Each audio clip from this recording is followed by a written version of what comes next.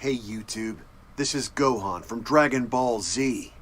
You're watching AmatureKiLLerHD, the ultimate Super Saiyan.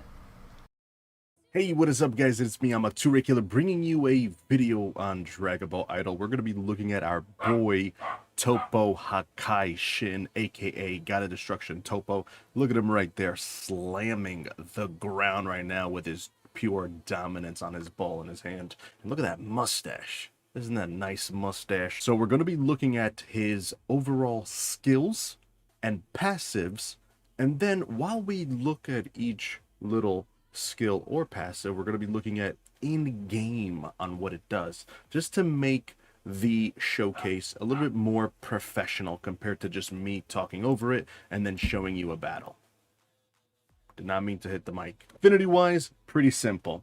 All right, right here, you guys can see it right now. You need 2 SS units and 1 SSS unit Toppo, which I believe now is available in the chest, if I'm not mistaken, in the pick. I could be wrong. Just make sure to double check on Discord just to get that full information.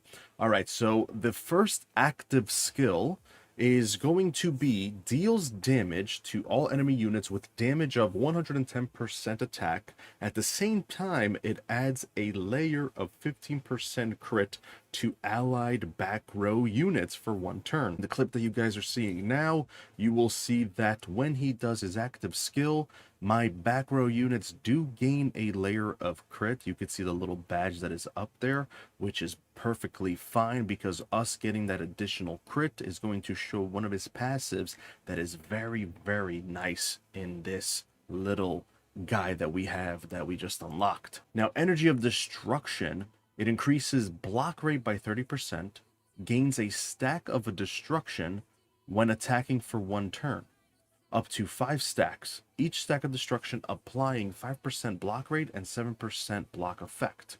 Now, one thing that I did notice for this specific passive, when he is in the front row, the max mark stacks that he gets of destruction is 3. Okay, he gets 3 layers in front row.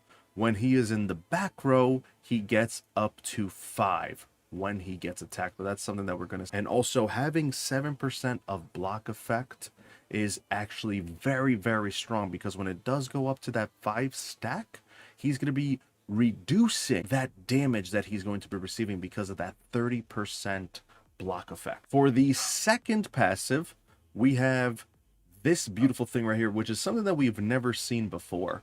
When he is in the front row, the attack will gain 2 additional stacks. So right off the bat, you start off with 3. Okay, right off the bat when he's there. When he's in the back row, he will gain focus fire every 5 turns for 2 turns. So as you can see here, in the front row, he has the 3 stacks right there, and it won't go up and it won't go down. He has 3, then it disappears, and then he gains it back.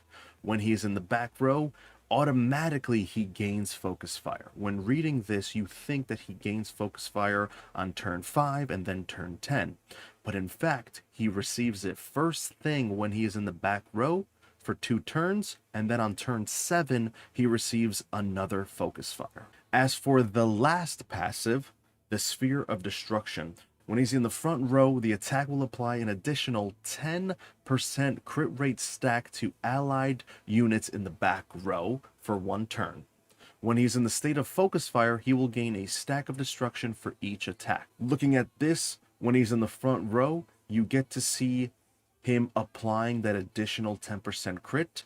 And when you look at the back row, you can see that that sign for the crit will actually get a number 2 under it, which means that it has that initial 15% plus that extra 10%, which buffs it up to 25%. Now, when we were in the back row, you could see him in focus fire, and him getting attacked, it's going to bring that stack from 1 or 2 all the way to 5 after being attacked. It's not all the attacks that he does, but it's the attack that he takes. First, God passive, and this is the really, really important key of this unit right here. When ally gets a critical hit, restores his own HP by 4%. As you can see here in the battle, we have different units. We have Red Vegeta, we have Trunks, and a good thing about Trunks is that he can potentially attack 4 times in one round if you end up having Myers, which is great. You get convergence from Myers, you get the potential chance to crit, you got the counterattack crit, and then another beautiful thing about it is that when he does his active skill, he gets to attack 3 times in one shot, which if you land all 3 hits and you get crits on all 3 hits, that beautiful, beautiful HP recovery is there. Now, another good thing about this is having Red Vegeta or even Hit or even Vegito. Having people with 5 hits in one attack is very, very crucial. With this being said, as you can see, 1 crit does 4.8 million HP gained.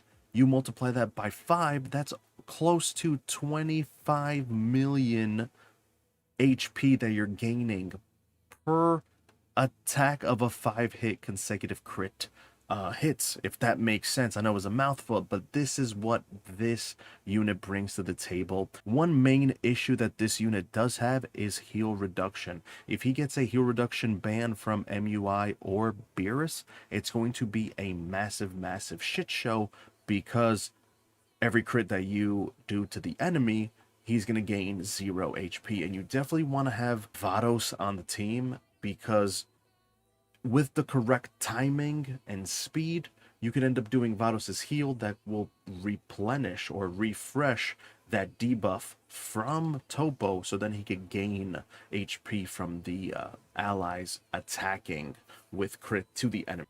Comment your thoughts about this unit and see if he could be viable for your team, or if he's not. Let me know your thoughts about him, if he's good, if he's bad, what, like, just in general. Comment down below, subscribe if you're not subscribed, and I'll see you guys next time. Peace.